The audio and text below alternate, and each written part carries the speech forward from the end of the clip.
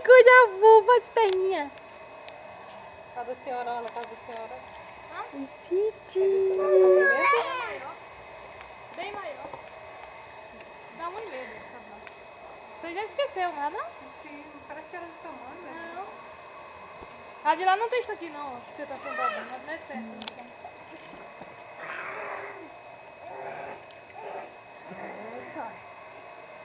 Olha, agora tá com as pernas grossas. Ai, que delícia. Ei, parabéns pra vó. Ai, meu Deus. Fica aí perto, Não, ó. não. Vai fora aqui do muro, ó. Aqui, já. O ruim ali era bater a cabeça. Bater a cabeça na borda, assim. Vai, velho. Titia, que delícia. Que delícia. Ai, que maravilha. Hã? Nada, nada.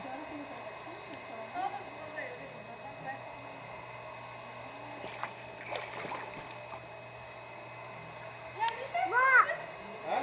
E além dessas duas visitas, só não tem ajudinha ali pra você mesmo. É? Viu? Ali tá sozinho, nem ajuda quem tá dentro aqui não. Mas tão ruim do que tá aqui vai levar no centro, tá? Aqui eu não. Mas com ajudinha é bom, né? Cada uma ajuda sim, tirar. Olha que ele tá aqui na cima. Também não sei não porque eu gosto de fazer. É o serviço que eu gosto de fazer. E também É quando a gente faz o que gosta, não é trabalhoso, né? não, e também a gente é outra coisa que ele faz quando ele vem. Eu prefiro fazer outra coisa e eu faço. Vixe, meu Deus. Já tem 2 minutos e 5 segundos já de filmagem.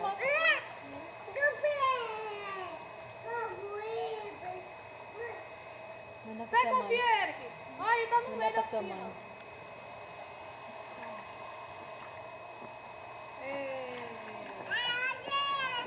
Ainda bem que eu lembrei. Ai! É pra ficar esperta, minha. Calma.